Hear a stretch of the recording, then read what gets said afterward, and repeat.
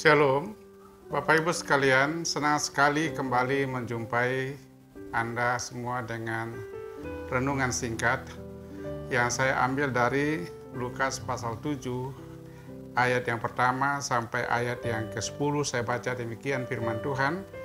Yesus menyembuhkan hamba seorang perwira di Kapernaum. Setelah Yesus selesai berbicara di depan orang banyak, masuklah ia ke Kapernaum. Di situ ada seorang perwira yang mempunyai seorang hamba yang sangat dihargainya. Hamba itu sedang sakit keras dan hampir mati. Ketika perwira itu mendengar tentang Yesus, ia menyuruh beberapa orang tua Yahudi kepadanya untuk meminta supaya ia datang dan menyembuhkan hambanya.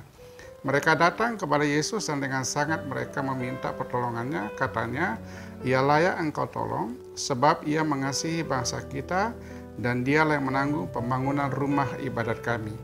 Lalu Yesus pergi bersama-sama dengan mereka. Ketika ia tidak jauh lagi dari rumah perwira itu menyuruh sahabat-sahabatnya untuk mengatakan kepadanya, Tuan, janganlah bersusah-susah sebab aku tidak layak menerima Tuhan di dalam rumahku. Sebab itu aku juga menganggap diriku tidak layak untuk datang kepadamu. Tetapi katakan saja sepatah kata, maka hambaku itu akan sembuh. Sebab aku sendiri seorang bawahan dan di bawahku ada pula prajurit. Jika aku berkata kepada salah seorang prajurit itu pergi, maka ia pergi. Dan kepada salah seorang lagi datang, maka ia datang.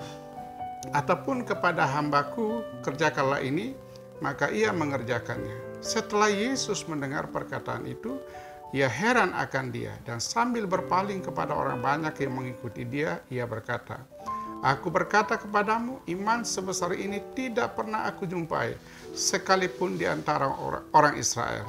Dan setelah orang-orang yang disuruh itu kembali ke rumah, didapatinya hamba itu telah sehat kembali. Haleluya. Saudara-saudara sekalian yang saya kasihi dalam Kristus, dari perikop ini saya ingin menjelaskan tentang iman yang produktif. Bagi orang Kristen, iman itu adalah ibarat jangkar. Seperti sebuah kapal ketika berlabuh di pelabuhan dan atau kapal itu harus berhenti, maka supaya jangan sampai terbawa atau terombang-ambing oleh gelombang laut, maka jangkar itu mesti diturunkan ke dasar laut untuk membuat kapal itu bisa bertahan dari ombak yang senantiasa menggoyang kapal itu dan bisa saja menggeser kapal itu. Tetapi karena jangkarnya kuat, maka kapal tidak bisa bergeser. Sama juga halnya dengan kita sebagai orang percaya, iman itu adalah jangkar kehidupan kita. Bahkan di dalam Alkitab dikatakan bahwa iman itu adalah dasar dari segala sesuatu yang kita harapkan dan bukti dari segala sesuatu yang tidak kita lihat. Tetapi saudara-saudara sekalian, seringkali iman itu tidak produktif bagi kebanyakan orang. Nah, kenapa tidak produktif? Saya ingin mengatakan bahwa kita patut bersyukur kepada Tuhan karena kita bisa membaca teks ini di mana perwira di Kapernaum itu dikatakan bahwa iman yang dimilikinya adalah iman yang luar biasa. Bahkan iman sebesar yang dimiliki oleh perwira ini tidak pernah dijumpai oleh Yesus sekalipun di antara orang Israel. Dan oleh karena imannya lah, maka hambanya yang sakit keras itu sembuh kembali. Ini sesuatu yang sangat spesial bagi kita di tengah-tengah situasi sulit seperti saat ini yang kita sedang alami atau hadapi. Tetapi saya percaya bahwa sebagai orang percaya kita punya iman. Dan iman itulah yang akan membuat kita kokoh. Iman itulah yang akan membuat kita keluar sebagai pemenang. Iman itulah yang akan membuat kita mengalami banyak pengalaman-pengalaman yang luar biasa bersama dengan Tuhan. Tetapi pertanyaannya adalah bagaimana supaya iman kita itu produktif? Iman itu tidak ditentukan oleh status kita sebagai orang Kristen, KTP kita Kristen, atau kita seringkali menggunakan aksesoris Kristen. Di rumah kita pasang salib dan sebagainya. It's not enough, tidak cukup Bapak Ibu sekalian. Saya ibaratkan seperti handphone yang kita miliki. Handphone itu baru bisa berfungsi kalau ada ada baterainya, kemudian ada SIM card-nya, kemudian ada nomornya dan sebagainya, dan ada kameranya atau ada barangnya berupa handphone itu. Salah satu di antara itu tidak ada, maka itu tentu tidak bisa berfungsi. Demikianlah juga dengan iman kita.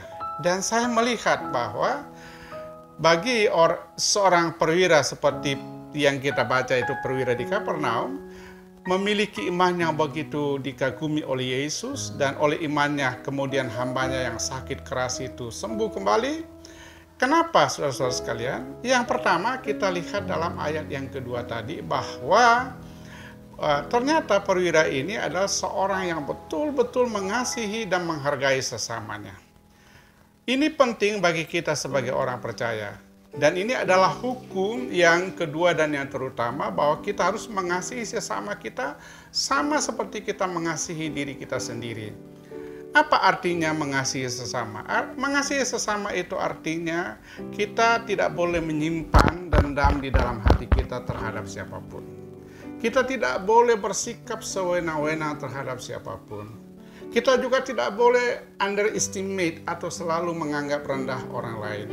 Sekalipun mungkin orang itu status sosialnya lebih rendah dari kita, atau pendidikannya lebih rendah dari kita, ekonominya lebih minim dibanding dengan kita, tapi itu tidak bisa menjadi alasan untuk kemudian kita menganggap orang lain itu hina, orang lain itu rendah. Dan contoh yang diberikan oleh perwira di Kapernaum ini adalah contoh yang sangat bagus, bahwa dia sangat mengasihi atau sangat menghargai seorang yang hadir di dalam rumah tangganya, yaitu seorang pembantu atau seorang yang status sosialnya sangat rendah. Menghargai pimpinan atau atasan itu mudah, tetapi menghargai orang yang status sosialnya lebih rendah itu tidak mudah. Tetapi kita harus melakukannya. Dan Tuhan menuntut itu supaya kita lakukan dalam kehidupan kita, supaya iman kita tumbuh dan berkembang. Yang kedua, Bapak Ibu sekalian, kenapa iman perwira di Kapernaum ini begitu dikagumi oleh Yesus, dan akhirnya oleh imannya lah maka hambanya itu sehat kembali? Ternyata perwira di Kapernaum ini adalah orang yang pertama, dia mengabdi kepada bangsa dan negaranya secara loyal, tetapi juga mengasihi Tuhan. Karena apa? Dia membantu pembangunan rumah ibadat orang Yahudi. Nah, Ibu Bapak sekalian, agama tanpa pengorbanan itu adalah dosa. Demikian yang dikemukakan oleh Mahatma Gandhi. Mengasihi Tuhan itu butuh pengorbanan. Bahkan seorang penginjil dunia yang terkenal bernama Billy Graham, dia berkata, "To receive Christ cost nothing, but to follow Christ cost something." Ketika kita menerima Kristus, kita tidak bayar harga apapun. Tetapi ketika kita ikut Yesus, kita mesti bayar harga. Membayar harga karena pengikutan kepada Kristus itu memang tidak mudah, Ibu Bapak sekalian. Seringkali ada jalan yang kelihatannya sempit banget, ya, tetapi kita mesti melewatinya. Bahkan Alkitab memang berkata bahwa jalan yang menuju kepada kekekalan itu sempit, sementara jalan yang menuju kepada kebinasaan itu sangat luas, seolah-olah bebas hambatan dan sebagainya. Tetapi saya ingin mengatakan, mari kita memilih jalan yang sempit tapi menuju kepada kekekalan. Ada hal-hal yang dalam hidup ini mestinya kita paham, kita mengerti tidak boleh. Sekalipun itu sesuatu yang sangat menyenangkan kita, tetapi sebagai seorang Kristen, sebagai orang yang percaya kepada Tuhan, no compromise, tidak ada kompromi. Karena itu mengasihi Tuhan itu mesti di atas segala-galanya. Kita harus rela kehilangan apapun karena kita mengasihi Allah. Bakat atau hobi apapun karena Kristus, dan kita mesti meninggalkannya, kita harus meninggalkan itu. Kenapa? Karena Tuhan lebih prinsip bagi kita. Tuhan lebih dari segala-galanya. Apa artinya kita memiliki seisi dunia ini, tapi kita kehilangan nyawa? Saudara-saudara sekalian yang saya kasih dalam Kristus, iman itu muncul karena kita mengasihi Tuhan dengan rela berkorban. Lalu kemudian yang ketiga, dari bacaan tadi ini, kita melihat bahwa ketika Yesus mau mampir di rumah perwira itu berkata, tidak usah bersusah-susah, sebab aku ini tidak layak untuk menerima Tuhan di dalam rumahku. Ini artinya apa Bapak Ibu sekalian? Ini adalah sebuah ungkapan, ini adalah bahasa kerendahan hati. Saya tahu perwira saat itu masih sangat jarang dibandingkan dengan sekarang. Sebagai seorang perwira tentu sering menerima tamu-tamu penting di dalam rumahnya. Tapi kali ini dia mengatakan, aku tidak layak. Artinya apa? Sekali lagi, perwira ini adalah orang yang sangat rendah hati. Ibu bapak sekalian, kita mesti hidup rendah hati. Sebab Allah menentang orang yang congkak. Sedangkan pada sisi lain, Allah sangat mengasihi orang yang rendah hati. Bahkan di dalam Mazmur pasal 25 ayat 8, Allah akan mengajarkan jalan-jalannya kepada orang yang rendah hati. Ya, ini sesuatu yang spesial bagi kita. Mari kita rawat hati kita. Kita mesti rendah hati. Tidak ada sesuatu yang kita bisa banggakan dalam hidup ini. Sebab hidup ini sungguh-sungguh hanyalah karena anugerah Tuhan. Kalau kita punya intelektual yang bagus, kita punya keterampilan yang bagus, kita punya fasilitas dan segala macam yang ada pada diri kita, let you know bahwa itu semua adalah karena anugerah Tuhan. Karena itu kita tidak bisa sombong, kita mesti rendah hati. Dan orang yang rendah hati adalah orang yang sangat dikasihi oleh Tuhan. Kita mesti belajar kepada ilmu padi. Padi makin berisi maka dia makin berunduk. Makin tunduk, sedangkan kalau tidak ada isinya makin lurus ke atas. Kadang-kadang ibu bapak sekalian dalam hidup ini kita mesti berani mengoreksi diri kita. Apakah kita sudah hidup rendah hati atau tidak? Atau sebaliknya kita sedang ada pada sebuah posisi atau kondisi di mana kita selalu sombong. Ingat, Allah menentang orang yang sombong, tetapi Dia mengasihi orang yang rendah hati. Lalu kemudian yang terakhir, saya lihat ayat yang ke-7. Tetapi katakan saja sepatah kata, maka hambaku itu akan sembuh. Artinya apa? Perwira ini percaya betul kepada firman Allah. Firman Allah itu ya dan amin. Saya percaya itu. Saudara sekalian yang saya kasih dalam Kristus, jangan pernah curiga kepada Tuhan. Jangan pernah meragukan kebenaran firman Allah. Sebab saya tahu firman Allah itu tidak ada yang tidak digenapi. Tuhan selalu tepat janji. Dan itu diperlihatkan, Dia berjanji kepada bangsa Israel untuk memberikan tanah Kanaan. Tuhan tetap memberikannya. Sekalipun bangsa Israel itu berkali-kali tidak taat, tapi Tuhan tidak pernah ingkar janji. Dan banyak lagi contoh-contoh dalam Alkitab. Tetapi secara singkat saya ingin katakan kepada saudara-saudara sekalian, kita harus pegang janji Tuhan. Ya dan amin terhadap firman Allah. Ibu bapak, karena itulah maka perwira di Kapernaum itu memiliki iman yang sangat dikagumi oleh Yesus.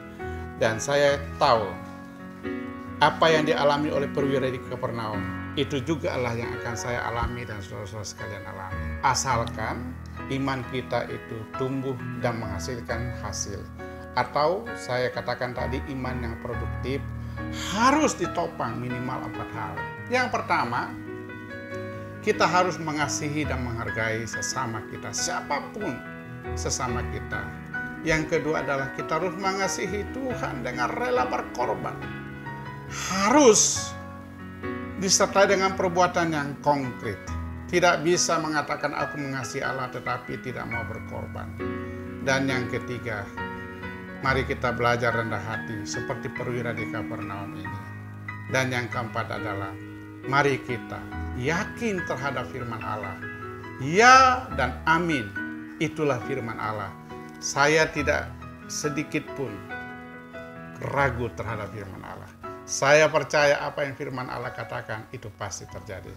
Karena itu selamat mengembangkan 4 hal itu, sehingga iman kita bertumbuh, berkembang, dan menghasilkan hasil yang terbaik. Tuhan memberkati kita semua.